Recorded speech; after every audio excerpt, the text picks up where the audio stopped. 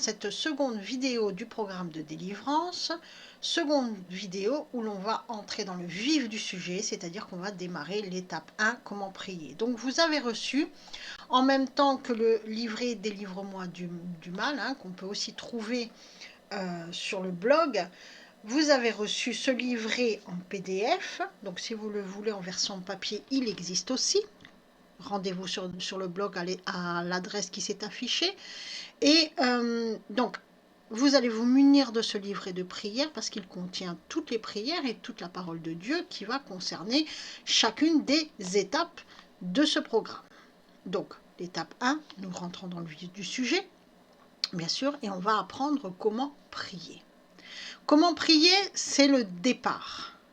C'est le départ parce que beaucoup ont une définition religieuse, c'est une programmation mentale hein, qu'on a reçue depuis l'enfance sur la manière de prier, c'est-à-dire qui voient la prière comme une espèce de récitation de mots, des mots qui sont mis côte à côte et dont on ne comprend pas vraiment le sens, mais voilà, on répète les mots, on répète les mots, on répète les mots, et beaucoup pensent que prier, c'est ça.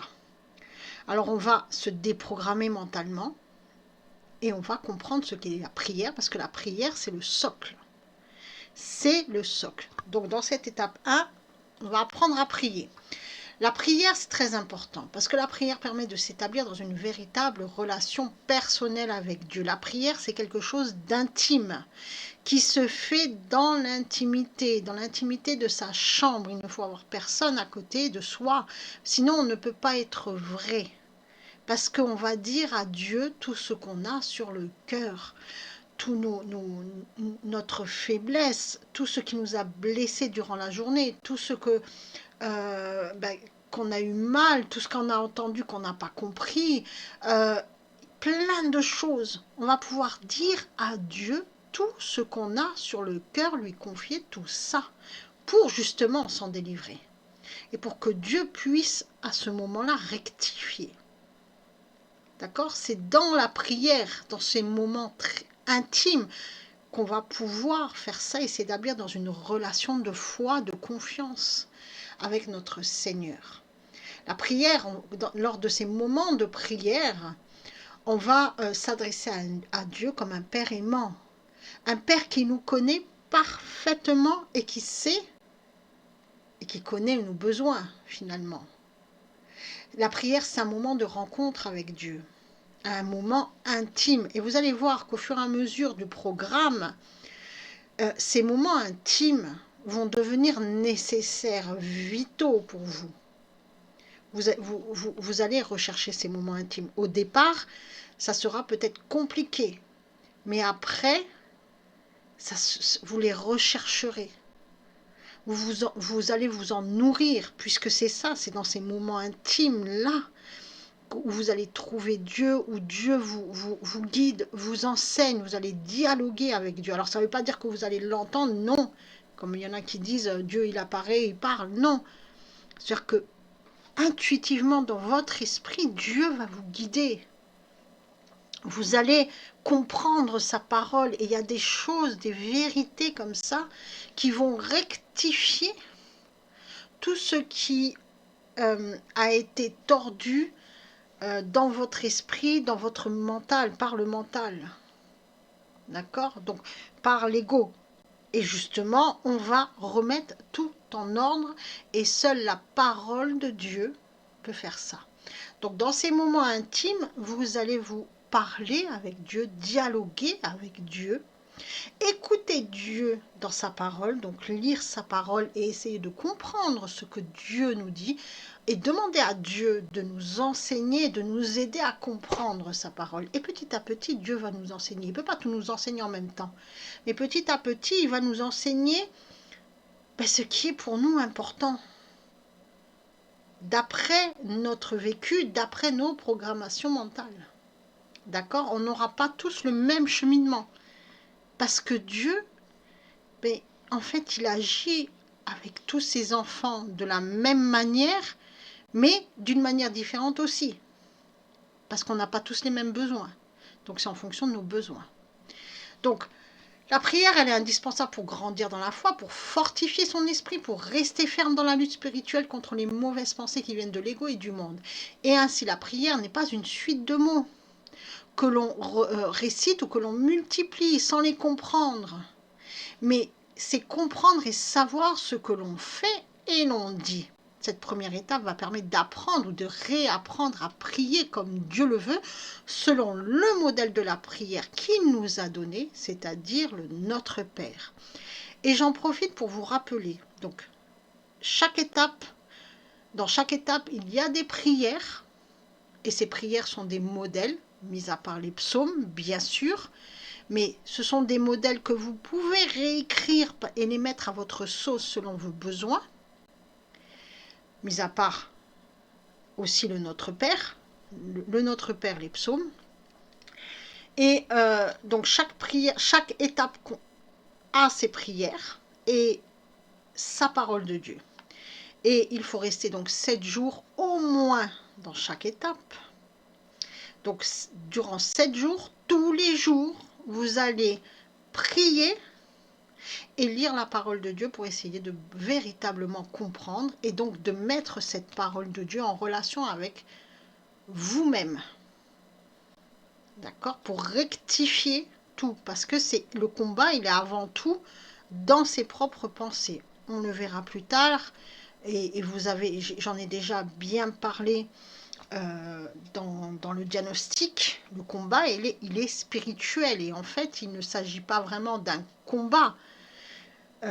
C'est plutôt une lutte intérieure contre son ego, ses mauvaises pensées, son mental. Okay? Nous n'avons pas à lutter contre Satan. Ça, c'est Dieu, il s'en charge. Nous, on doit lutter contre nos mauvaises pensées qu'on nourrit en nous-mêmes. On y reviendra et on aura l'occasion d'y revenir. Alors, comment prier? D'abord, on va donc définir la prière, son importance, ses 3 axes. Et enfin, nous allons expliquer le modèle primordial, le Notre Père. Donc, on va vraiment tout expliquer. Donc cette étape 1 comprend plusieurs prières, donc bien sûr le Notre Père, et le Notre Père, ça sera une prière à faire tout le temps. C'est-à-dire qu'on démarre toujours une séance de prière par le Notre Père, ensuite par le temps libre de prière, c'est-à-dire que vous parlez à Dieu avec vos propres mots et vous lui confiez tout ce que vous avez sur le cœur, tout ce qui s'est passé durant la journée, tout ce que vous avez envie de lui dire. Ensuite, le psaume qui est contre l'ego, ça, c'est le socle. Et ensuite, nous aurons les prières à chaque étape. Ici, gloire à Dieu, acte de foi en Jésus et le psaume 103. On expliquera ces prières. Gloire à Dieu, acte de foi en Jésus, ce sont des prières humaines qu'on peut totalement réécrire. Vous pouvez ajouter des choses qui vous semblent à vous très importantes. D'accord? Ça, ce sont des modèles. Ensuite, bien sûr, nous avons la parole de Dieu. Nous allons travailler notamment sur le psaume 1. Nous allons travailler aussi sur un texte de l'apôtre Paul, la lettre aux Éphésiens, chapitre 6, verset 18. Et nous allons travailler sur une parole de notre Seigneur Jésus-Christ que l'on peut lire en Matthieu, chapitre 6, versets 6 à 8, où il nous parle justement de la manière dont on doit prier. Donc nous allons commencer par définir la prière et bien sûr pour définir la prière, il faut comprendre son importance. Alors dans la Bible, il y a de nombreux passages qui parlent de la prière et de son importance. Et je vous ai listé quelques passages pour que vous puissiez bien comprendre que tout se joue finalement dans la prière, dans cette relation de confiance. Sans la prière, vous ne pouvez pas vous établir dans une relation intime avec Dieu. Donc vous allez beau aller par exemple à la messe, prier avec tout le monde, c'est très bien, parce qu'il y a des prières bien sûr qui se font aussi à plusieurs. Très bien, mais si vous priez sans comprendre, déjà, il n'y a rien qui se passe. Et Dieu nous demande de se mettre en relation avec lui. Et il y a plusieurs passages dans la Bible qui nous expliquent cela. Alors, je vous laisse les lire et méditer de méditer ces passages, hein. Lisez-les plusieurs fois s'il le faut, lisez-les aussi tous les jours, revenez-y. C'est des passages qui sont relativement clairs, on ne va pas s'y attarder ici. Et nous, on va définir finalement les 3 axes de la prière. Alors, il faut savoir que la prière s'appuie sur 3 axes et qu'on va toujours retrouver ces 3 axes. Et même vous, quand vous allez vous mettre en relation avec Dieu, dans cette intimité de prière, bien sûr, vous pouvez parler à Dieu tout au long de la journée, ça, il n'y a pas de souci. Vous pouvez lever les yeux au ciel et demander à Dieu plein de choses.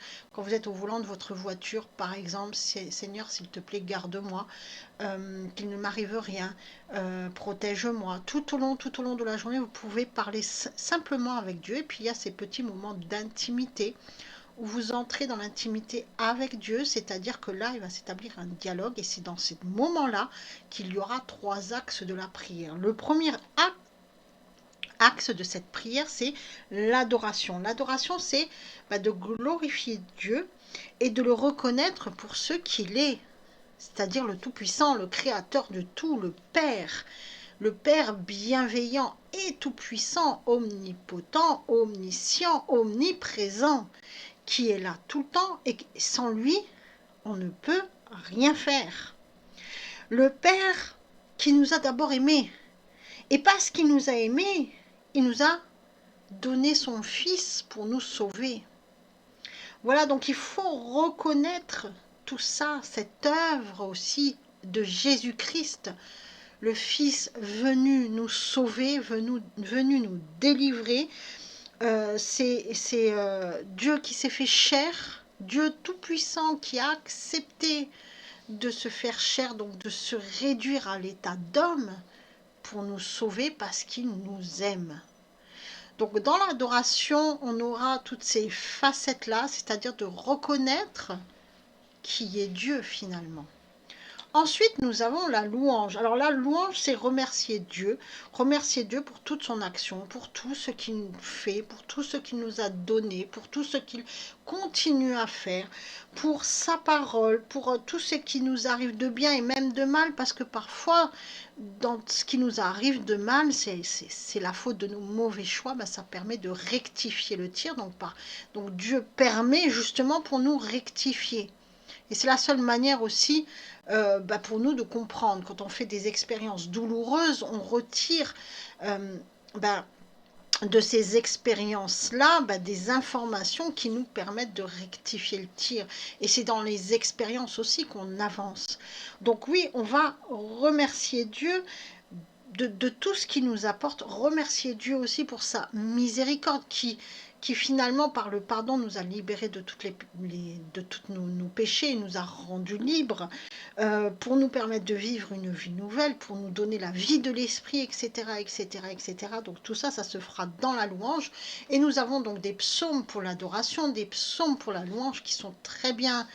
c'est normal, c'est la parole de Dieu en même temps, qui permettent d'adorer et de louer Dieu. Donc ça, c'est les 2 premiers axes. Le 3e axe, ce sont les demandes. Et là, comme je vous ai dit, vous avez un temps de prière libre, où vous dites à Dieu tout ce qui vous passe par le cœur, vous demandez, vous implorez, vous le remerciez aussi, même si c'est dans la louange, les remerciements, vous posez aussi vos questions, vous lui dites ce que vous n'avez pas compris, ce qui vous chagrine, vos peurs, parce que vous avez entendu telle chose, etc., etc. Donc vous allez parler avec Dieu, vous allez vous confier véritablement à Dieu, et comme personne autour ne vous entend pour vous juger, il n'y a que Dieu. Et vous, ça se passe entre Dieu et vous, vous pouvez tout lui dire. Puisque de toute manière, Dieu vous connaît par cœur, il sait déjà. Donc, n'ayez pas peur, vous n'avez plus peur du jugement de l'autre, du regard de l'autre, de celui qui est à côté de vous. Non, puisque s'il n'y a que Dieu qui est avec vous. C'est dans ces moments-là intimes vraiment que se crée la véritable confiance. Et donc, tous les jours, dans ce programme de délivrance, les prières qui sont données vous permettent de vous établir dans ces 3 axes de la prière. Et vous allez voir que le Notre Père, bien sûr,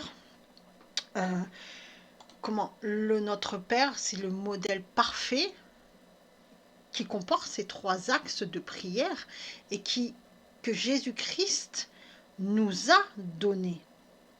Et donc ce modèle parfait, le Notre Père, c'est la prière exemplaire que l'on peut lire en Matthieu chapitre 6, versets 9 et 13 et dans l'évangile de Marc aussi. Donc ce modèle parfait est connu par tous les chrétiens du monde entier, mais beaucoup le récitent et peu le comprennent. Et en effet, le Notre Père contient un enseignement spirituel très riche et cette prière a été rendue peu compréhensible à cause des traductions. On en a véritablement une très mauvaise compréhension et c'est pour ça qu'on va revenir sur le Notre Père, on va l'expliquer. Donc voici le Notre Père. Et regardez bien, nous avons dans le Notre Père les 3 axes de la prière. L'adoration, Notre Père qui est aux cieux, que ton nom soit gardé saint, que ton royaume vienne, que ta volonté soit faite sur la terre comme au ciel. L'adoration et la louange qui se chevauchent un peu. On reconnaît Dieu comme notre Père parce qu'on dit à notre Père, ben, il est au ciel, c'est-à-dire qu'il est au-dessus de tout. Et ensuite, on le loue pour toute son œuvre et on verra précisément ce que cela signifie. Et puis, bien sûr, il y a toute la série de demandes, de nous donner la nourriture dont on a besoin aujourd'hui, de nous pardonner le mal, etc., etc., de ne pas nous exposer à des épreuves difficiles. Et là encore, on va voir que les traductions sont un peu bancales, un peu mauvaises, et on va remettre tout ça dans l'ordre, mais ici, vous avez les demandes. Alors, on va commencer. Notre Père qui est aux cieux. Alors, pour pouvoir appeler Dieu notre Père, cela ne peut se faire que par la foi. C'est-à-dire qu'on va reconnaître notre Père, notre Créateur. Il est notre Créateur. Celui qui dit « mon Père » en parlant de Dieu a saisi parfaitement qui est Dieu. Et peut donc appeler Dieu le Père, car il s'est établi dans une relation de confiance avec Dieu. Imaginez-vous que vous avez un Père tout-puissant, un Père merveilleux, si je puis dire. Un Père qui vous protège de tout, qui a toujours un œil sur vous. Mais c'est formidable. C'est formidable. Donc c'est ça en fait, reconnaître Dieu. Donc si on l'appelle notre Père, mon Père, c'est que vous avez compris que Dieu, qui est Dieu. Donc on l'adore pour tout ce qu'il a fait, on l'adore en tant que créateur. Ajoutons que notre Père est dans les cieux, donc on dit bien que sa demeure est dans les cieux, et en disant cela, on proclame qu'il est au-dessus de tout. Et s'il est au-dessus de tout, donc il gère tout, et donc il est omnipotent, omniscient, omniprésent, il peut tout, il sait tout, il est partout, c'est-à-dire qu'il voit tout et il gère tout. Et donc il peut même compter le moindre cheveu qu'il y a sur votre tête. Ça c'est Dieu. Donc Dieu vous connaît parfaitement. Parfaitement, il a toujours un œil sur vous et il vous protège en toutes circonstances du moment que vous voulez de lui. Du moment que vous voulez de lui. Et donc, bien sûr, Dieu est avec nous en toutes circonstances parce qu'il est au-dessus de tout. Il connaît nos besoins, il sait nos pensées, il sait tout de nous. Donc, inutile de se cacher de lui. Et donc, dans la prière, on va naturellement se confier à lui. Donc, on va lui dire ce qu'on a au fond du cœur en sachant que de toute manière, c'est inutile de chercher à se cacher puisqu'il connaît déjà à l'avance ce qu'on va lui dire. Donc là, on va vraiment être vrai avec Dieu. C'est ça le plus important. C'est très important. Que ton nom soit sanctifié. Alors, je donne d'autres traductions pour vous montrer que d'une Bible à l'autre, nous n'avons pas les mêmes traductions. Là, dans celle que vous allez trouver dans votre livre, c'est que ton royaume vienne. Là, c'est que ton nom soit gardé saint. Ici, c'est que ton nom soit sanctifié.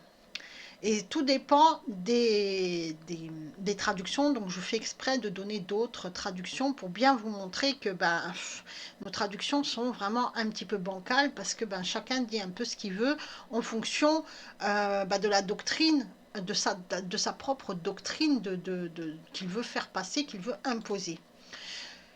Nous, on va essayer d'aller regarder justement dans les textes originaux, et ici notamment en grec.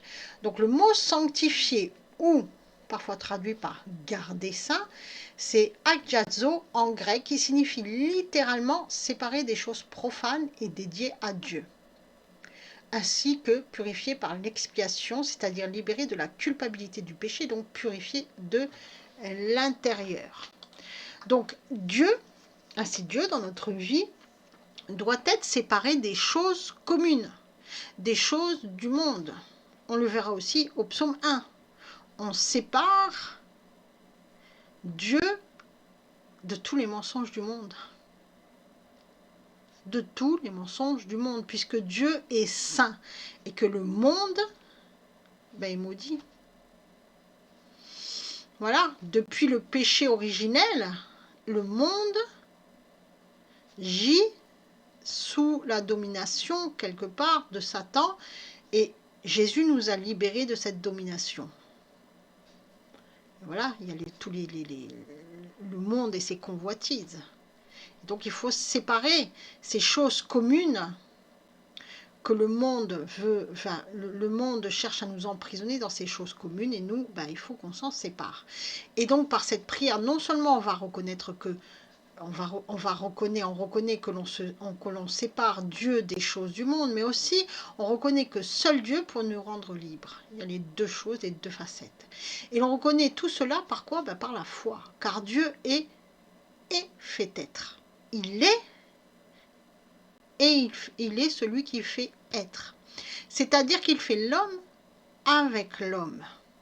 C'est avec nous, avec l'homme, qu'il nous élague pour être à son image et à sa ressemblance. C'est-à-dire qu'il nous fait entrer dans le plan et il nous met dans l'action pour que l'on participe au plan. C'est-à-dire qu'après, chacun a reçu son plan, ce que vous avez reçu vous, mais c'est à vous d'être acteur de votre propre plan et de dire « Oui Seigneur, je rentre dans ton plan, le plan de Dieu, car je décide d'être acteur de mon plan. Je vais mettre mon plan en route. » Et donc, c'est pour ça qu'on dit qu'il fait l'homme avec l'homme. Et par la foi, on va se détacher de toutes les choses profanes du monde, car Dieu va nous rendre purs. Continuons. Que ton règne ou royaume vienne, que ta volonté soit faite sur la terre comme au ciel. Règne ou royaume. Grammaticalement, il y a une seule phrase, si on regarde bien le texte, formulé ainsi: Notre Père qui est aux cieux, que ton nom soit sanctifié, que ton royaume vienne, que ta volonté soit faite sur la terre comme au ciel. Ça, c'est une seule et unique phrase. Et donc, si l'on prend la phrase entière, on comprend que le règne, la sanctification du nom et la volonté de Dieu doivent s'adresser autant sur la terre qu'au ciel. Que ta volonté soit faite. Le verbe faire, en grec, c'est ginomai. Et ce verbe est parfois traduit par advenir, devenir, être fait. Ainsi, littéralement, on pourrait traduire cette phrase par que ta volonté commence à être déjà dans ma vie, puisque je prie mon Père dans une relation d'intimité. Ainsi, puisque Dieu transforme les hommes en humains, c'est-à-dire qu'il nous fait passer de l'état d'existence à l'état de vie, donc il nous rend à son image et à sa ressemblance, selon son plan, à lui, puisque le plan de Dieu, c'est de nous rendre à son image et à sa ressemblance. Donc il fait l'homme avec l'homme. Ici, le mouvement se met en route. Donc on décide d'entrer dans le mouvement. Et donc on décide d'entrer dans la transformation active. Et on va se transformer activement. Dieu va nous transformer activement plutôt pour devenir un enfant de Dieu. La volonté, c'est téléma en grec. c'est-à-dire littéralement ce que Dieu souhaite que nous fassions. Dieu n'est pas un tortionnaire comme trop souvent on nous l'a fait croire. Il ne veut pas nous soumettre. Il ne nous veut pas esclaves, il nous veut libres. Et ce qu'il fait justement, c'est qu'il nous donne ces directives et souhaite qu'on les applique pour être rendus libres, c'est-à-dire pour ne plus être esclave du monde et de sa chair, de ses péchés. Et c'est pour ça que la volonté, c'est pas quelque chose qui s'abat sur nous. C'est plutôt un souhait de Dieu. Dieu souhaite qu'on fasse sa volonté justement pour avoir la paix, pour qu'on soit dans la paix, pour qu'on soit libre. C'est ça ce que ça signifie, la volonté de Dieu. Le mot règne, c'est basileia en grec. Alors ce mot, là il manque un petit mot, ce mot peut, suivant sa construction, revêtir 3 sens différents. Ou roi, le roi du peuple, ou celui qui fait marcher le peuple, celui qui le conduit, ou celui qui fait marcher sur le roc, donc qui met en sécurité. Et donc, dans ce simple mot, on a toute l'œuvre de Dieu dans nos vies, puisque Dieu est le maître absolu, notre Seigneur, notre roi, et on le reconnaît comme tel. Et du moment qu'on le reconnaît comme notre Seigneur, alors on se laisse conduire par lui, comme la brebis qui a confiance et qui se laisse conduire par le berger. Et si on se laisse conduire par Dieu, alors on est en sécurité, rien de mal ne peut nous arriver puisque Dieu veille sur nous, comme le berger veille sur chacune de ses brebis. Et Dieu est le Tout-Puissant. Si on est avec Dieu, Satan ne peut pas nous atteindre. Et comme je vous ai dit tout à l'heure, nous, notre seul travail, c'est de faire en sorte de rectifier nos pensées, c'est-à-dire de batailler à l'intérieur de nous avec notre ego. C'est tout. C'est tout. Et c'est pas compliqué finalement. C'est compliqué en un sens parce que il y a le monde à côté qui est tout le temps en train de nourrir l'ego. Mais voilà, en fait, Dieu nous demande simplement ça. Il ne demande pas d'entrer sur le champ de bataille contre Satan. Dieu s'en occupe. Et Satan est déjà soumis. Il ne fait que ce que Dieu lui permet de faire. Et c'est un ennemi qui est déjà vaincu par toute l'œuvre de Christ. Il faut remettre les choses en ordre. Comprenez bien tout ça. Ça ne veut pas dire que la possession démoniaque n'existe pas. Ça veut tout simplement dire que si nous sommes avec Dieu, nous ne pouvons pas être possédés. Voilà. Celui qui est possédé, c'est celui qui n'est pas avec Dieu. Et souvent, quand on n'est pas avec Dieu, on est amené par l'ego à faire des pactes, donc à se donner soi-même à l'ennemi. C'est aussi simple que ça. Voilà. Donc, on continue. Donne-nous la nourriture dont nous avons besoin aujourd'hui. Alors, la nourriture, là, ça a été... oui, c'est la nourriture. Dans certains mots, dans certaines traductions, on a le mot pain. Donne-nous notre pain quotidien. La nourriture, c'est artos en grec. Et en effet, ce mot artos désigne bien un pain, mais un pain un peu particulier, un peu spécial, qui était utilisé aux fêtes et à la table des pains de proposition chez les Israélites. Ce pain avait ça de particulier qu'il était pétri 3 fois et était cuit longtemps à l'avance. Donc, ce n'est pas un pain ordinaire. Ainsi, littéralement, on pourrait dire « Donne-nous le fait d'être pétri, préparé à l'avance pour les œuvres bonnes que Dieu a préparées. » Dieu nous élague. Dieu nous élague, Dieu nous enseigne, Dieu enlève en nous tout ce qui est impur. Et ce n'est pas forcément la nourriture, parce que tout ce que Dieu a créé est pur. Mais nous, on fait rentrer l'impur, les mauvaises pensées, qui vont se matérialiser dans la parole et dans l'action. Donc voilà, donc Dieu rectifie ses pensées. Et on comprend que cette nourriture est spirituelle, ce n'est pas la nourriture terrestre. Même si Dieu ne nous fera pas manquer de nourriture terrestre, qui est l'énergie du corps. Bien sûr. Donc on n'a même pas à se soucier normalement de ça. Mais cette nourriture spirituelle, elle est plus importante que la nourriture terrestre, puisque nous sommes des... Nous ne faisons... Comment dire, la vie sur Terre est éphémère. Elle est pour un temps défini. On est et on décède. Voilà. On est, on grandit, on vieillit, on apprend, etc. Toute cette période où l'on est sur Terre sert à chercher Dieu, à trouver Dieu, à revenir à Dieu. Voilà. Normalement, tout être humain devrait faire ça. Donc, travailler sur ses pensées mauvaises et travailler à chercher Dieu. Donc, nous avons ce temps-là pour revenir à Dieu. Une fois ce temps fini, celui qui n'a pas fait le travail n'a pas fait le travail et c'est Dieu qui y pourvoira. Nous, on va faire le travail et après ce temps-là, comme il est dit dans l'Apocalypse et dans plusieurs textes, nous serons endormis et réveillés tous à la fin des temps par l'appel de Jésus-Christ qui va réveiller tout le monde et chacun aura son jugement. Mais après, c'est la vie éternelle. Donc la véritable vie, c'est celle de l'esprit, puisque c'est l'esprit qui est éternel. Nous avons un corps, une âme, un esprit.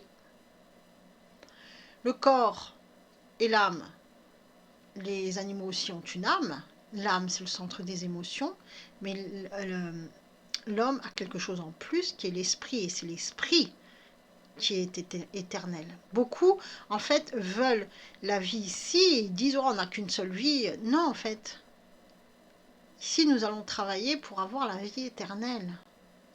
C'est comme un trophée qu'on doit absolument avoir. Nous sommes, en fait, nous avons été créés, normalement, nous avons été créés pour vivre éternellement auprès de Dieu, et après la chute, Dieu a tout mis en place parce qu'il le sait, parce qu'il est omniscient, omnipotent, omniprésent, il connaît tout, et tout était déjà dans le plan. Il nous a donné un moyen, il nous a montré le chemin pour revenir à Dieu. Donc Jésus-Christ est le chemin. Il nous a dit ce qu'il faut faire. Et nous, on va montrer dans ce programme de délivrance petit à petit ce qu'il faut faire pour que vous puissiez comprendre et prendre le chemin qui vous mène à la vie éternelle. Parce que le but, finalement, c'est de revenir à Dieu.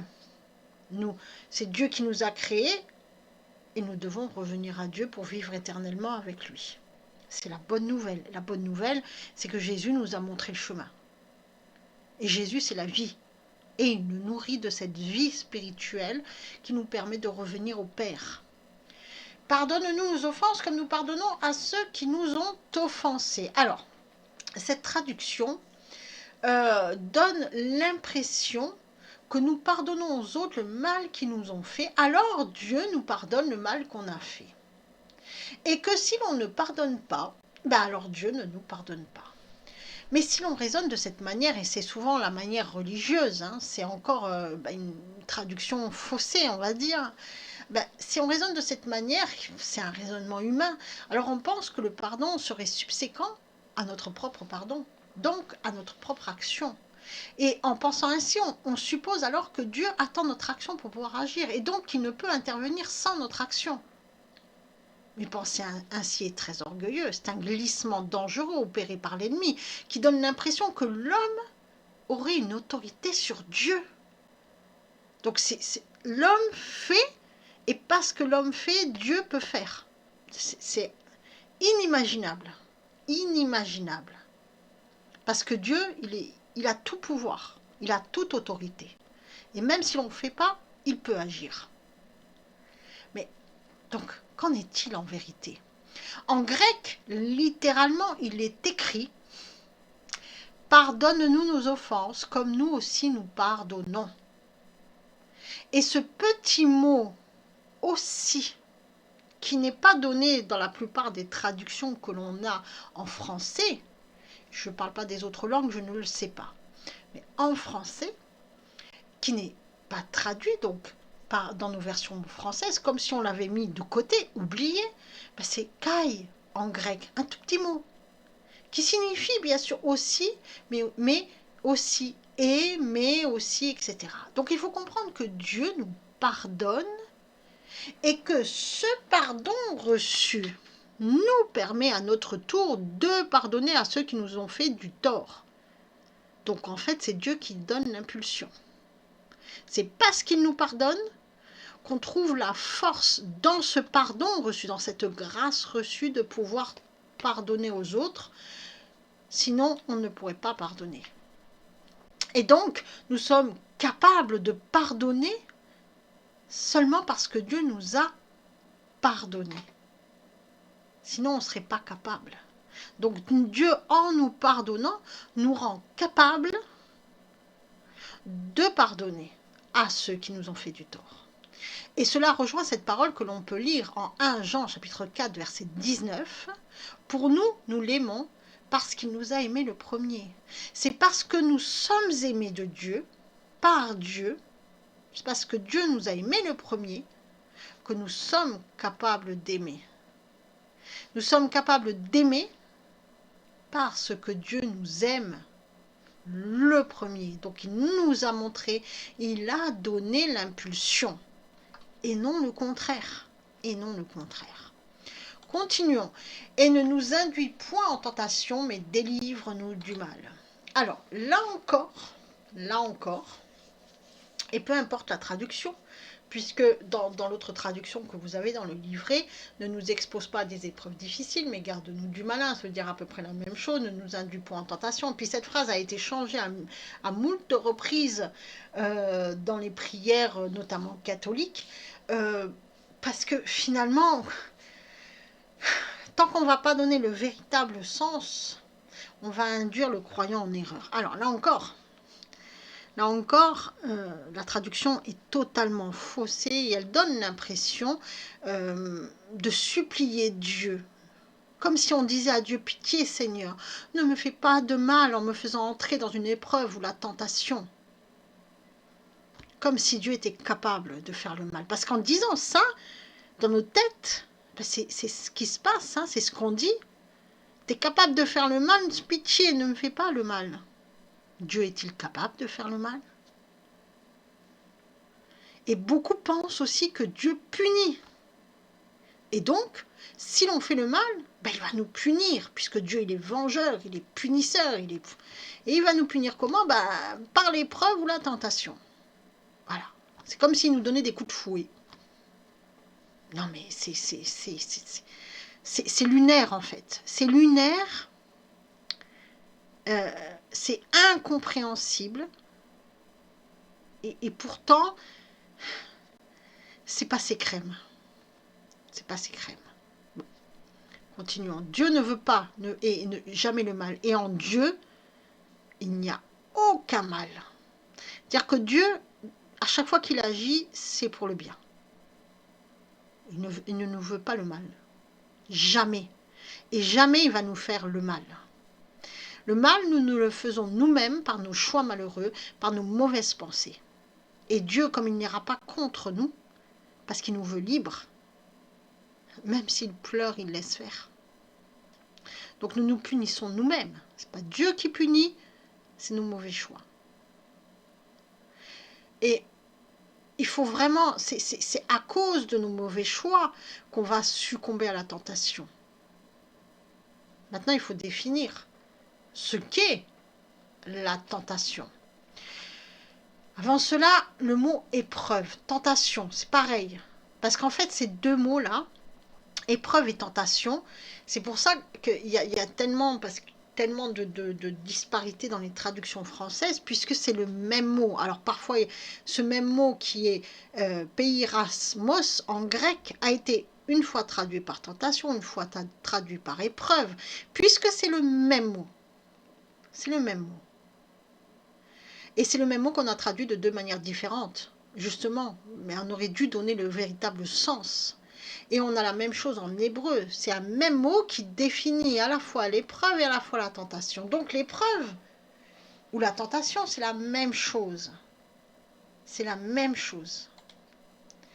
Donc si l'on prend la traduction littérale de ce texte, on obtient « Seigneur, sans toi, je n'ai pas la force de résister à la tentation. Tu es mon seul secours, mon appui pour ne pas chuter. » Et la chute, donc le fait de ne pas résister à cette tentation, la chute, c'est l'épreuve. Et donc quand on dit ah, c'est une épreuve que j'ai subie par la mort, en fait ça c'est la vie, c'est-à-dire c'est pas, c'est le cheminement naturel ou pas, parce que quand un enfant décède, on peut dire que c'est vraiment une grosse épreuve, mais bien sûr, mais c'est pas l'épreuve telle que définie par la parole de Dieu.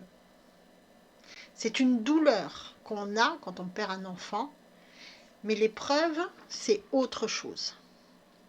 C'est autre chose. Et l'épreuve, la tentation, succomber à la tentation, c'est-à-dire faire le mauvais choix. Faire le mauvais choix. Et à ce moment-là, si on fait le mauvais choix, on chute. Et si on fait le mauvais choix, effectivement, on va entrer dans l'épreuve. Parce que pour rectifier le tir, c'est nous-mêmes, hein, c'est notre choix, mais on va se rendre compte à un moment donné qu'on va direct dans le mur, en fait. Alors, il faut bien faire la différence, hein, parce que ce mot épreuve,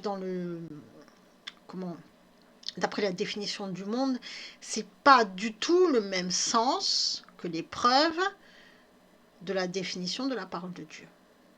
D'accord? Donc, perdre un enfant, d'après la définition de la parole de Dieu, n'est pas une épreuve, c'est une grande douleur, certes, qu'on ne peut pas comprendre, nous, avec notre pensée humaine, parce que les voies du Seigneur sont impénétrables, et elles sont tellement nombreuses, on ne comprend pas. Donc, quand on ne comprend pas, on a une vive douleur de perdre quelqu'un, bien sûr. L'épreuve, comme on l'entend aussi souvent, c'est la maladie. Mais attention, parce que la maladie, c'est souvent le résultat de nos mauvais choix. Donc oui, forcément, c'est l'épreuve.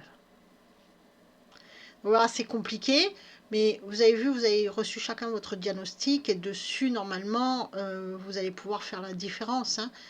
Donc, parce que chacun, vous vivez des moments, vous avez vécu des moments, et souvent, c'est le résultat des mauvais choix. Et donc là, ici, c'est en ce sens qu'il faut comprendre ce verset. Et non, comme on l'explique bien trop souvent, la manière religieuse, et c'est ce qui perd les croyants, dans le sens que c'est Dieu qui punit si on fait le mal. Non, en fait, on récolte toujours le mal qu'on fait. Le mal appelle au mal.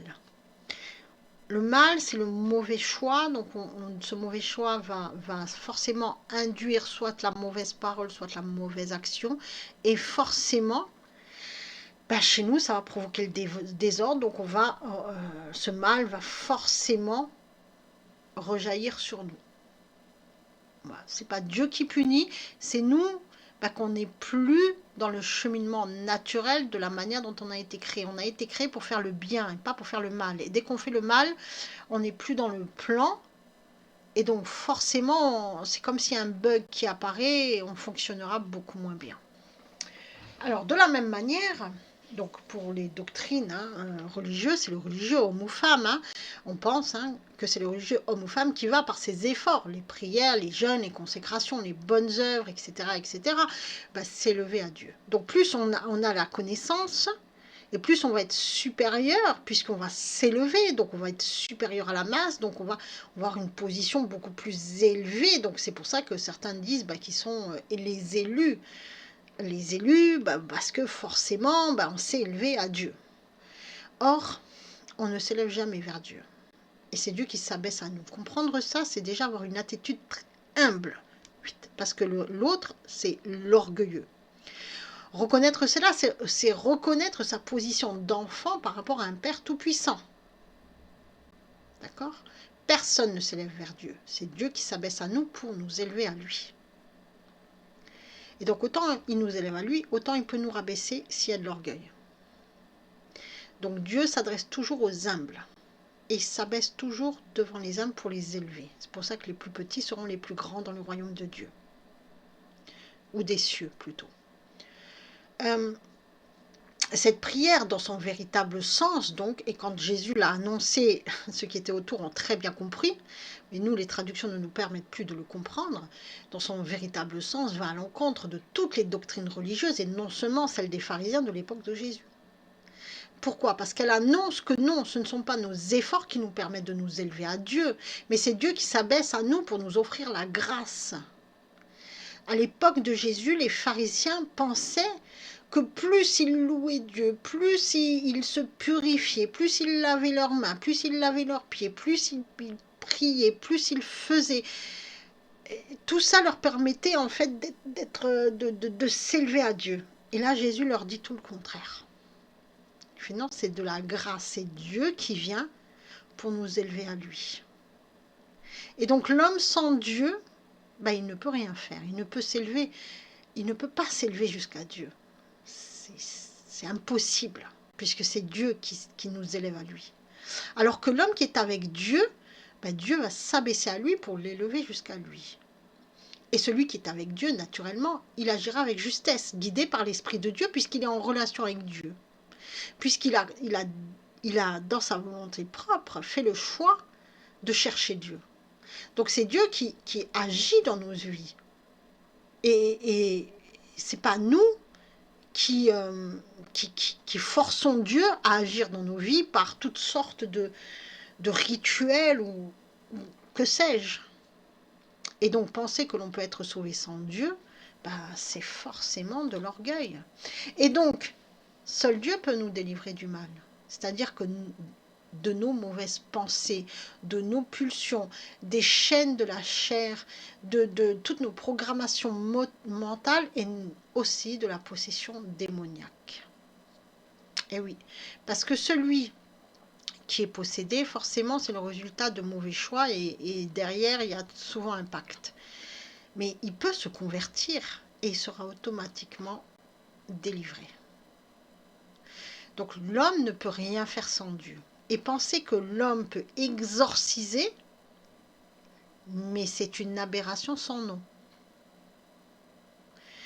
Et l'homme ne peut pas délivrer quelqu'un et ni exorciser quelqu'un, puisque tout appartient à Dieu. Et tout se fait au moment de la conversion.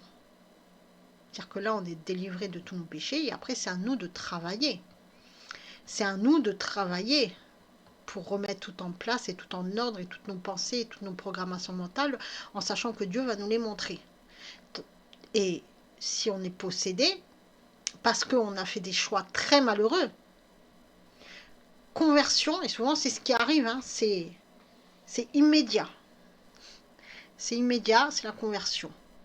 C'est tout aussi le propos des possédés, des deux possédés qui viennent à Jésus. On peut le lire cet extrait parce qu'il est rédigé 3 fois dans les évangiles, celui de Marc, celui de Matthieu et celui de Luc. Et chacun des évangélistes a donné son point de vue, si vous voulez, comme une photo de la scène. Donc il y a un qui parle d'un possédé, l'autre qui parle du second possédé, le troisième en fait parle des deux possédés en même temps. Et en fait on comprend que ces deux possédés avaient fait un pacte, et c'est pour ça qu'ils étaient possédés, et que l'un d'eux est parti guéri, exorcisé, et l'autre pas. Pourquoi? Parce que le premier, il a reconnu Jésus comme son sauveur, donc il s'est converti, et instantanément, il a été délivré. Et le second, il n'a pas voulu, puisque sinon il fallait qu'il lâche derrière tout ce qu'il avait reçu, toute sa puissance et tout ça, puisqu'il était un magicien. Voilà. Donc la possession, bien sûr que ça existe, mais elle est souvent le résultat d'un pacte, parce pour recevoir des choses humaines du monde, de la richesse, de la gloire, de la vaine gloire, etc., etc. Mais seule la conversion peut délivrer le possédé. On aura beau prier pendant des heures et des heures et des heures et des heures. Voilà. On peut accompagner dans la prière, bien sûr. Mais c'est Dieu qui agit. Et c'est toujours Dieu qui agit. Et penser le contraire, et c'est à cause en fait de toutes ces fausses traductions, on pense le contraire, qu'on peut agir. Donc on va forcer Dieu à faire quelque chose. On ne force jamais Dieu à faire quelque chose. Continuons. Alors, car c'est à toi qu'appartiennent dans tous les siècles le règne, la puissance et la gloire. Alors, toute gloire doit être rendue à Dieu.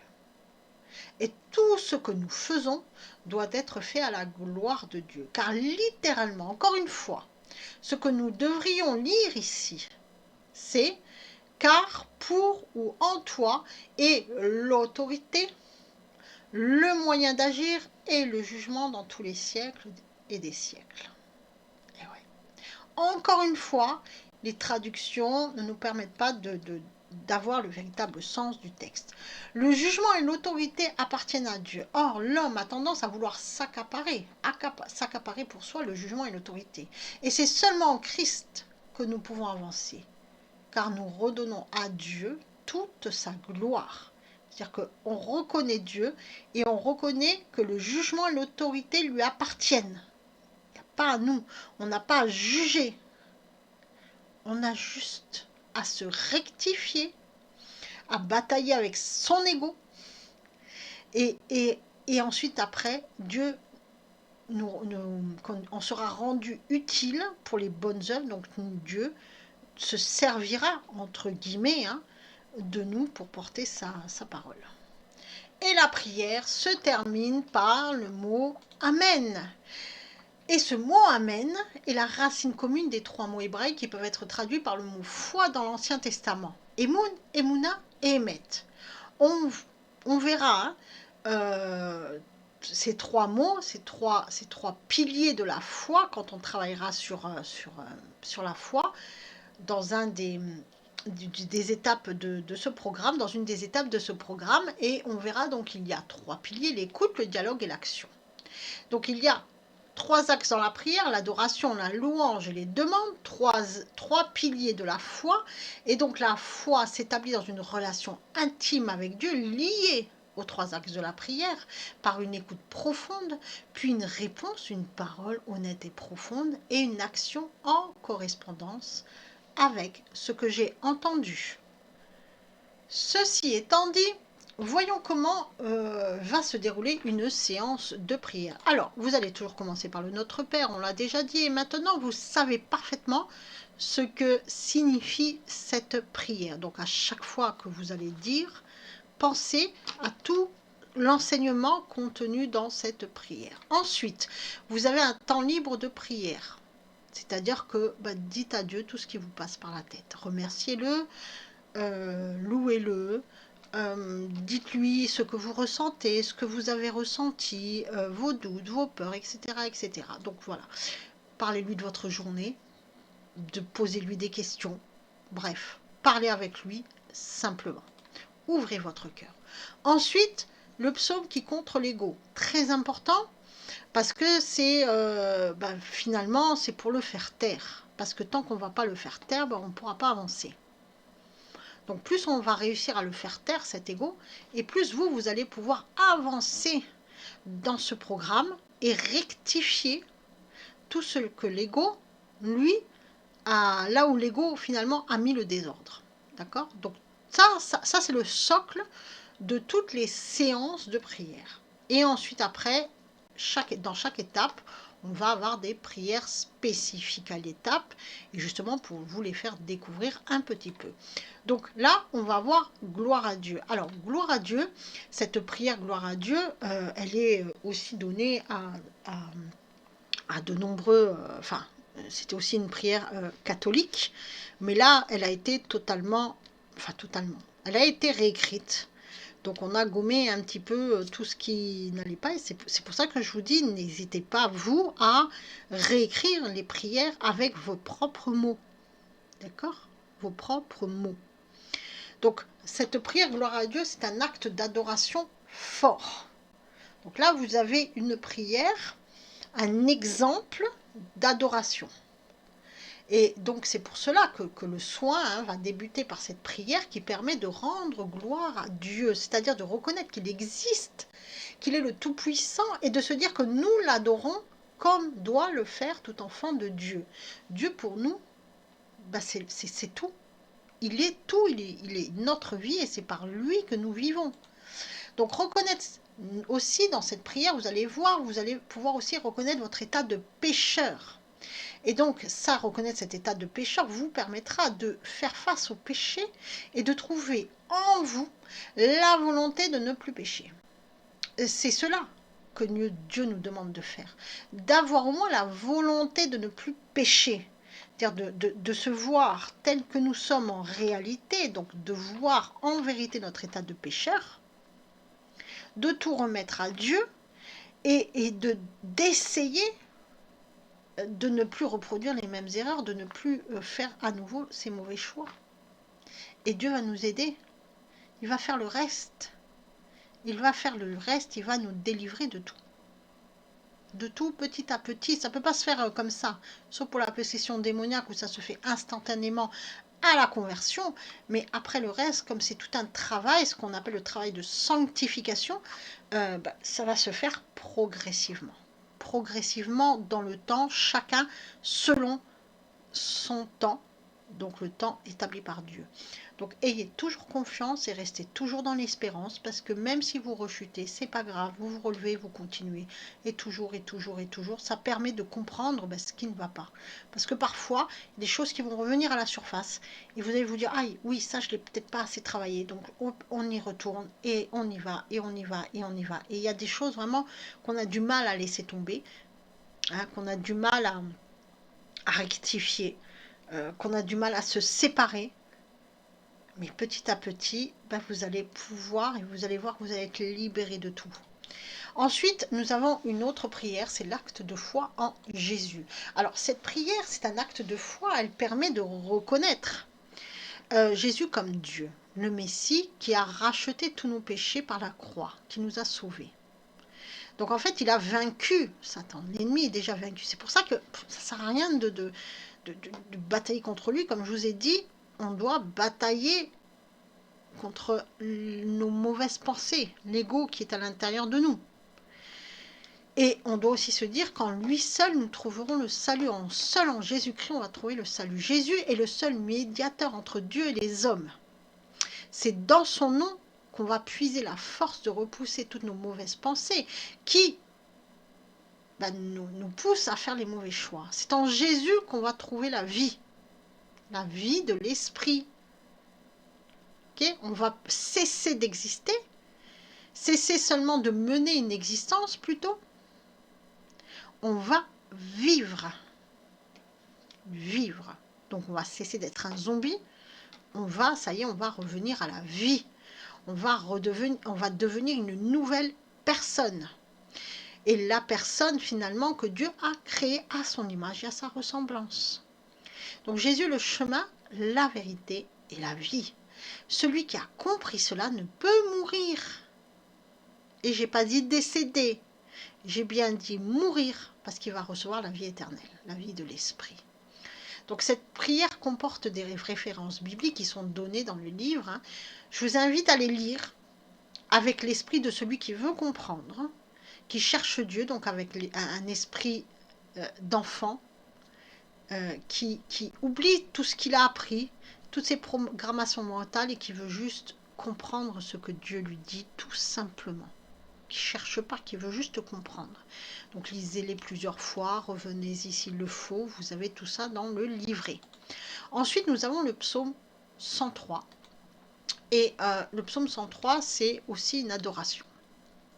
Ça permet d'adorer Dieu. Donc, vous avez une petite explication de ce psaume qui est donnée dans le livret et qui permet de comprendre ce que signifie véritablement craindre Dieu. Donc lisez cette info, cette clé de compréhension. Et vous devez aussi retenir une autre chose, c'est que l'Éternel, comme c'est dit dans le psaume, c'est parfois aussi traduit par Adonai, dans la parole en hébreu, dans le texte en hébreu, c'est Yahvé. En fait, Yahvé, c'est le tétragramme, hein, c'est le nom que les Hébreux ne prononcent pas. C'est le nom de Dieu que les Hébreux ne prononcent pas. Donc à chaque fois qu'il y a ce nom-là, ils disent Seigneur, donc Adonai, ou ils le remplacent, mais ils ne prononcent pas. Ils prononcent pas ce nom. Ils veulent pas le prononcer parce que ils le vénèrent trop, ils sont trop dans la révérence, etc., etc. Donc c'est le Dieu l'Éternel. Et en fait, c'est Jésus. C'est Jésus, le Fils qui se fait homme pour parler directement aux hommes.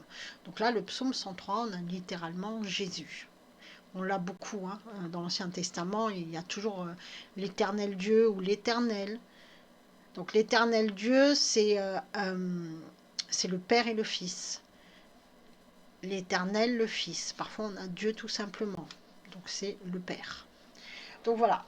Donc juste ça à retenir, que là, l'Éternel, c'est Jésus. Donc remplacez l'Éternel, si vous voulez, par Jésus. Continuons à présent avec la parole de Dieu, et je le rappelle, qui doit être aussi lue tous les jours et médité pas dans le sens yogique, vraiment réfléchi, d'accord, vous lisez, vous réfléchissez dessus, et pour que ça colle aussi, pour comprendre aussi quel impact ça a avoir sur vous, et donc pour rectifier le tir. Donc la première parole, c'est le psaume 1. Pourquoi le psaume 1? Parce que c'est le premier conseil que Dieu nous donne. Quel est ce premier conseil? Dieu nous dit, béni est l'homme qui ne marche pas selon le conseil des impies et ne se tient pas dans le chemin des pécheurs et ne s'assied pas sur le siège des moqueurs. Voilà le premier conseil. Donc en fait, il faut bien comprendre. Les impies, l'impie, dans le texte en hébreu, c'est rachat. C'est un adjectif qui désigne le méchant, le criminel, celui qui est hostile à Dieu, celui qui est coupable de péché envers Dieu ou l'homme. Ce mot est souvent traduit par méchant dans de nombreuses Bibles françaises. Donc en fait, Dieu nous demande de ne pas marcher selon le conseil des méchants, c'est-à-dire de rejeter tout ce qui vient des méchants. Voilà, c'est l'homme, le méchant, c'est l'homme qui n'est pas avec Dieu. Et littéralement en hébreu, c'est de ne pas marcher dans le conseil des méchants, c'est-à-dire ne pas écouter tout ce qu'ils nous disent, ne pas faire ce qu'ils nous disent et tout ce qu'ils nous conseillent de faire. Ensuite, dans le conseil 2, c'est etza, qui signifie conseil, mais aussi but et avis. Ces méchants, ils ont souvent un but, peut-être l'enrichissement par exemple, et ils ont un avis. L'avis, c'est quelque chose de désastreux, parce que l'avis, tout le monde a un avis, ça vient de l'ego, et souvent tout le monde donne son avis à tort et à travers sans vraiment comprendre de quoi il s'agit. On donne son avis alors qu'on n'a pas bossé le sujet. Donc il faut s'éloigner de tous ceux qui donnent de mauvais conseils et qui suivent un mauvais but, un mauvais plan et qui ont de mauvais avis. Il y a des gens, ils sont là, même on le voit souvent sur la sphère Twitter, parce que là c'est flagrant. Après ils ont un avis sur tout et n'importe quoi, mais ils connaissent rien. Et ils donnent leurs avis. Et ils sont là, ils se font des vidéos, parce que c'est très égocentrique aussi, c'est la recherche aussi de la vaine gloire, sur un sujet d'actualité, ils donnent leur avis. Ils donnent leur avis, waouh, mais ils n'ont pas bossé le sujet. C'est juste parce qu'ils réagissent selon un affect, ils donnent un avis. C'est pas bossé, c'est pas travaillé, il n'y a rien, c'est juste un avis. C'est comme des discussions de bar, ça mène nulle part, et beaucoup de gens les suivent. Beaucoup de gens les suivent. Il faut s'éloigner de ces gens et ne pas les consulter, ne pas leur donner de visibilité et de fermer ses oreilles à leurs propos. Éloignez-vous des gens qui donnent leur avis sur tout et sur rien. Voilà. Et dont le but, bien sûr, est mauvais.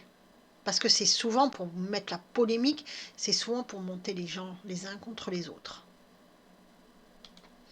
Le pécheur c'est chata, littéralement pécheur, coupable, compté comme offenseur et exposé à la condamnation. Donc il ne faut pas se tenir sur le chemin des personnes qui sont déjà condamnées. Comprenez qui ont fait le choix conscient de rejeter Dieu. Ici, nous avons les satanistes. Ces gens se sont égarés. Ils ne suivent pas le bon chemin et ils le savent. Le moqueur, c'est lufts. Ce mot désigne celui qui méprise, qui parle avec arrogance, qui se glorifie, qui se moque et tourne tout en dérision, qui interprète selon ses pensées et qui devient l'ambassadeur de sa propre doctrine. C'est le philosophe. On peut le dire. Le meilleur exemple, c'est ça, c'est le philosophe.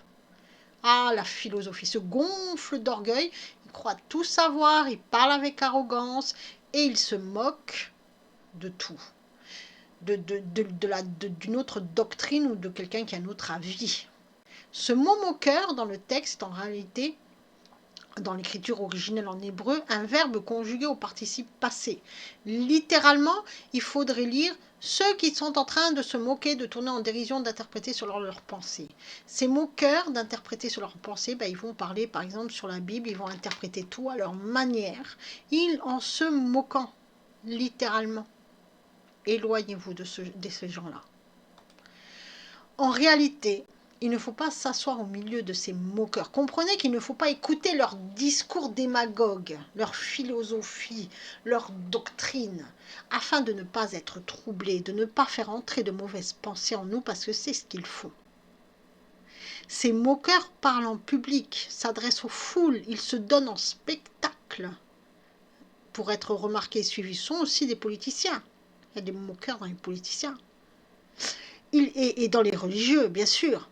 Ils servent un discours qui flatte les sens, qui parle aux pulsions, aux peurs, afin de rallier du monde derrière eux en promettant une satisfaction immédiate des mots. Ils sont tout le temps à la recherche de fans et de personnes qui les suivent. C'est ce qu'ils veulent. Avoir une communauté. C'est ça qu'ils veulent. Ça, ce sont les moqueurs. Les moqueurs. Et pour atteindre ça, ils vont parler, ils vont flatter. Ils vont flatter.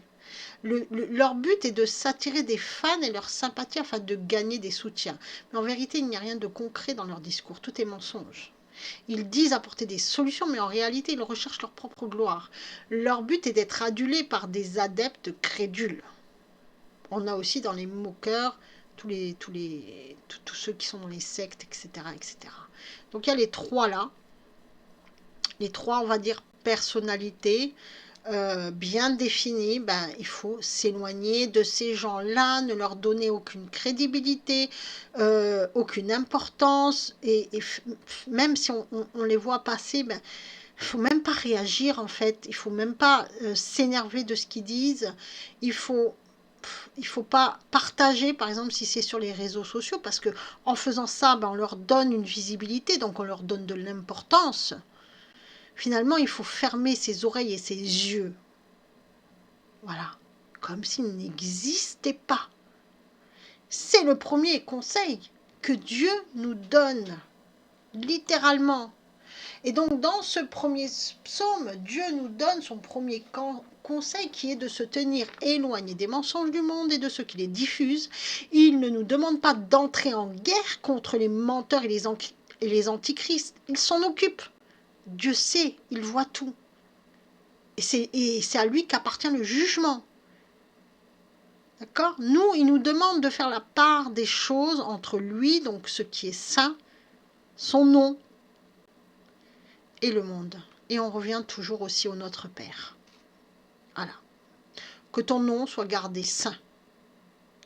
Concrètement, Dieu ne nous demande pas d'aller écouter leurs mensonges pour les dénoncer. Car celui qui fait ça, déjà, il va se perdre. Il va se perdre parce qu'à un moment donné, comme il va nourrir l'ego par ça, parce que l'ego se nourrit de tout ça, donc forcément à un moment donné, l'ego va prendre le dessus et il va devenir fou en fait. Il va devenir fou, il va se perdre, il va avoir des mots, ça ne sera pas bon pour lui. Mais en même temps, en faisant ça, qu'est-ce qu'il fait ? Il oublie que Dieu gère tout et que tout se déroule selon son plan. Si Dieu laisse faire, c'est que ça fait partie du plan. De la même manière, quand on parle du livre de l'Apocalypse, on y reviendra aussi, tout le monde a peur de la fin des temps. Or, dans le livre de l'Apocalypse, ça s'ouvre sur un enseignement magnifique de Jésus-Christ qui nous dit « tout est fait ».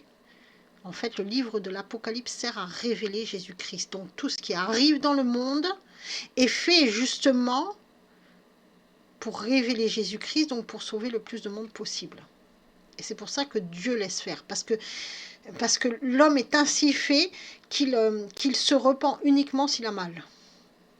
Donc, il faut laisser faire. Et donc, celui qui oublie ça, qui veut dire « Ah, moi, je vais sauver le monde », non, mais déjà, il est orgueilleux, il a oublié que Dieu gère tout, que tout est fait selon le plan de Dieu, qu'il faut que ça passe, il faut que ça se fasse. Il faut, là on arrive à une période très compliquée, parce qu'on arrive vraiment à la fin de la fin des temps, mais ça doit se faire. Ça doit se faire. C'est ainsi pour sauver le plus de monde possible. Dieu gère les nations et rien n'arrive sans sa permission. Et tout se déroule selon son plan pour réveiller et ensuite éveiller le plus de monde possible. Parce qu'il y a une différence entre le réveil et l'éveil. Bref, on y reviendra. Oublier cela, c'est oublier Dieu. Et oublier Dieu, c'est le péché. Bah oui, en fait, on va se rendre orgueilleux. On va se rendre orgueilleux et on va croire qu'on peut éveiller nous-mêmes le monde. Non, non, non. Dieu nous demande simplement de porter sa parole, c'est-à-dire de le faire connaître, parce que sa parole va, nécessairement vibrer dans l'esprit de celui qui l'entend, et après Dieu fait le reste. Voilà, c'est tout. C'est tout ce que Dieu nous demande de faire.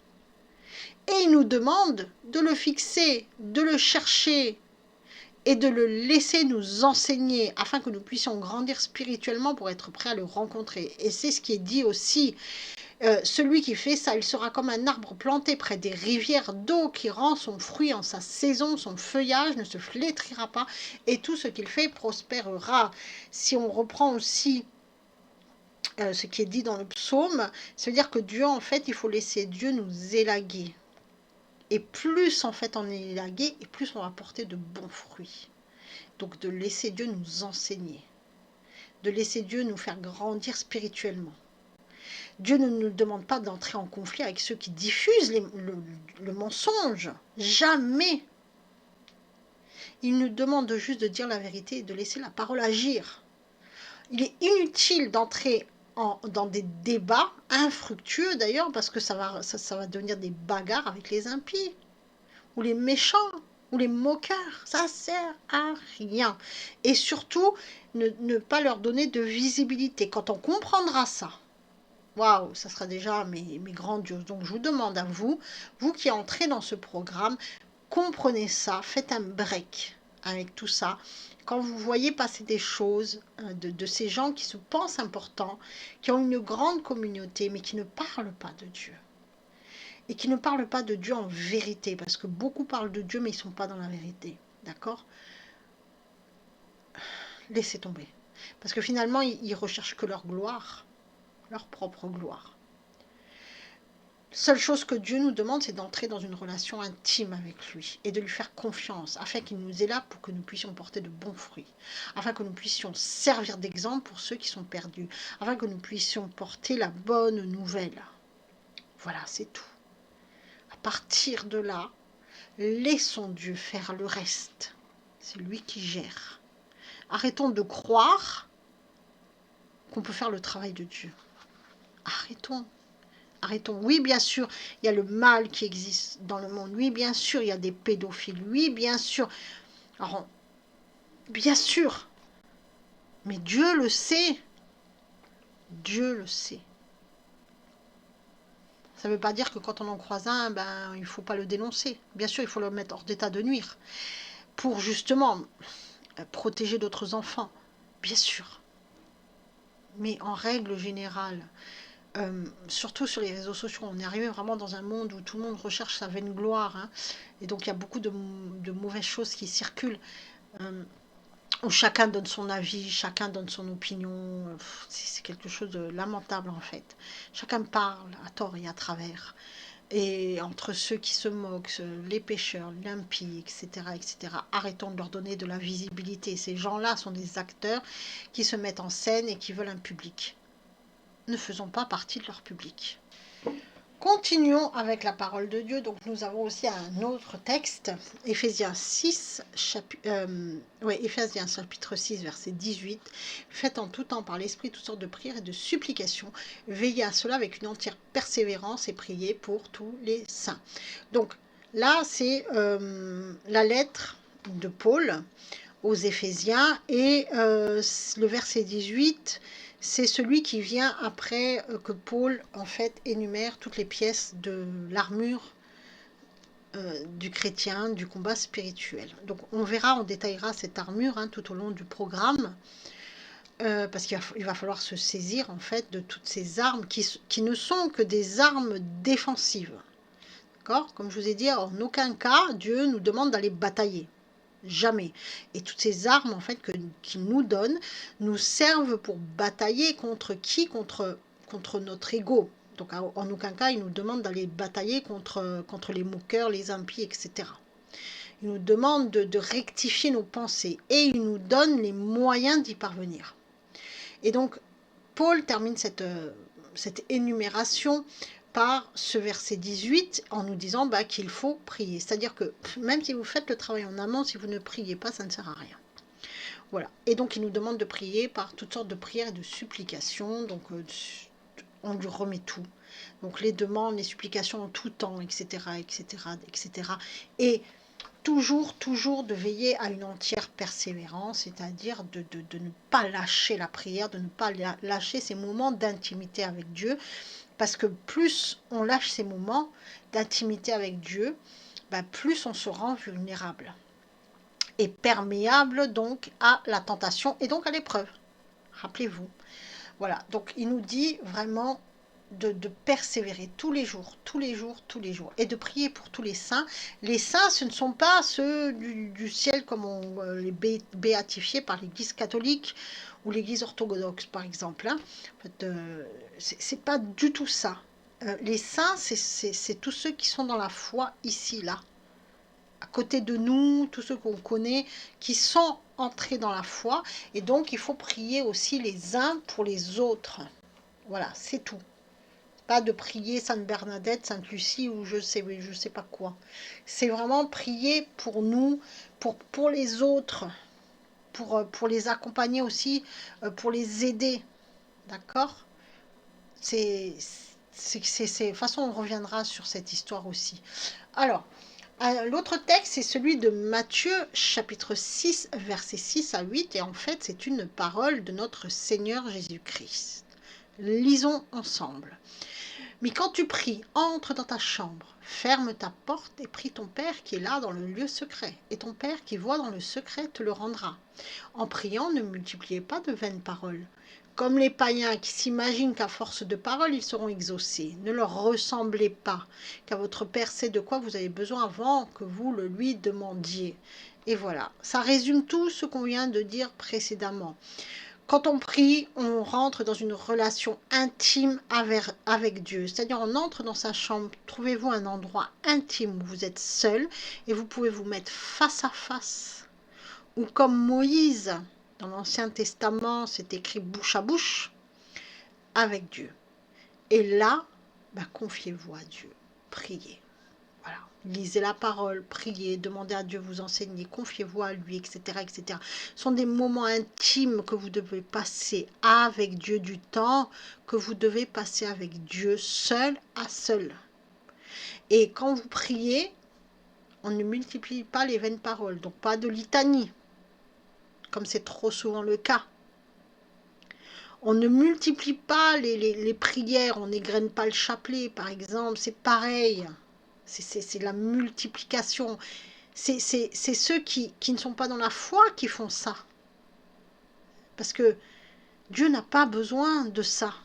Il a juste besoin d'être en relation intime avec vous pour pouvoir vous former à son image et à sa ressemblance.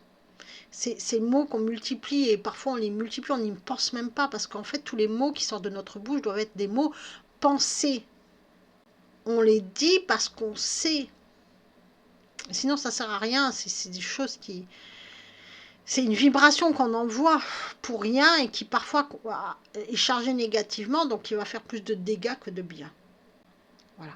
Il n'y a que les païens qui répètent comme des mantras des choses. Non, on ne va pas faire comme eux, justement non. Ok? Donc ça, gardez-le bien en tête aussi. Stop. Stop à toutes ces prières qui répètent et qui répètent, et à toutes ces prières qu'on fait et qu'on ne comprend pas.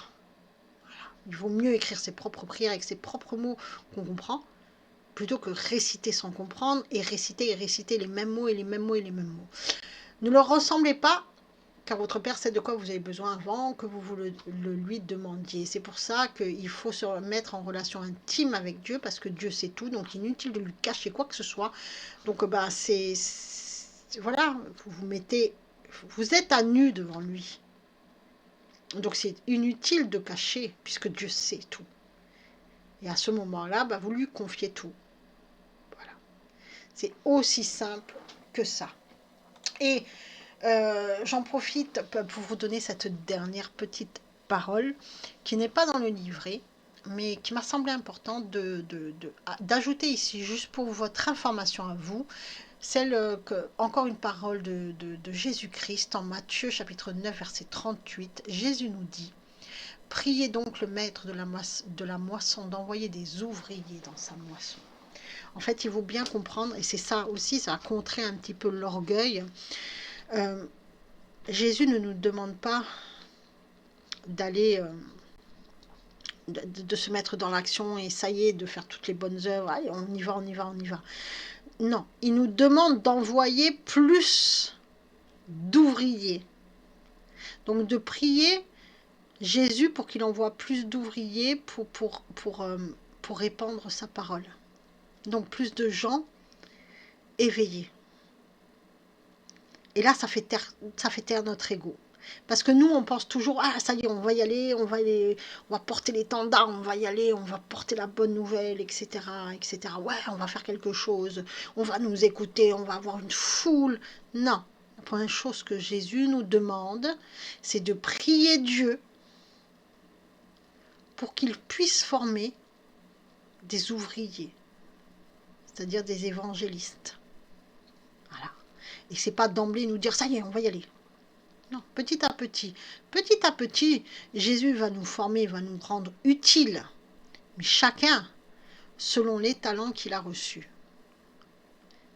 Voilà, donc ne faites pas quelque chose, parce que ça c'est encore quelque chose qui sort de l'orgueil, hein, qui sort de l'ego, de se dire, ah ça y est, je vais y aller, ah là là, je vais mettre au coin des rues, je vais hurler, je vais annoncer, Non, stop, on va se tranquilliser, et déjà, on va dire, Seigneur, envoie beaucoup plus d'ouvriers dans ce monde pour ta moisson, pour la moisson finale, de gens qui puissent, de gens éveillés qui puissent donner ta bonne parole. Voilà. Sur ce, je vous laisse avec cette première étape. Je vous laisse travailler au moins pendant 7 jours, et c'est très important, parce que sinon ça ne fonctionnera pas. D'accord ?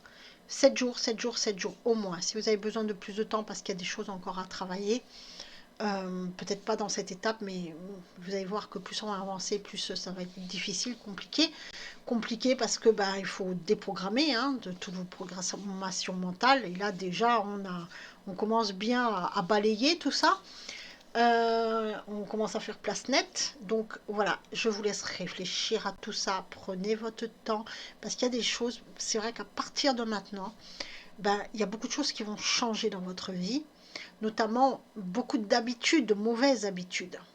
Voilà. Et surtout, prenez du temps avec Dieu. Je sais que beaucoup disent, ah, j'ai pas le temps. Vous avez le temps pour aller sur les réseaux sociaux. Vous avez le temps pour aller, pour regarder vos séries, etc., etc. Pour jouer. Et vous n'avez pas le temps pour Dieu. À ce moment-là, c'est perdu. Prenez le temps. Et comme je vous ai dit, laissez peut-être pour un temps les réseaux sociaux de côté. Mais prenez du temps avec Dieu. C'est la seule manière pour vous d'aller mieux, de vous guérir. Soyez bénis et on se retrouve à l'étape 2.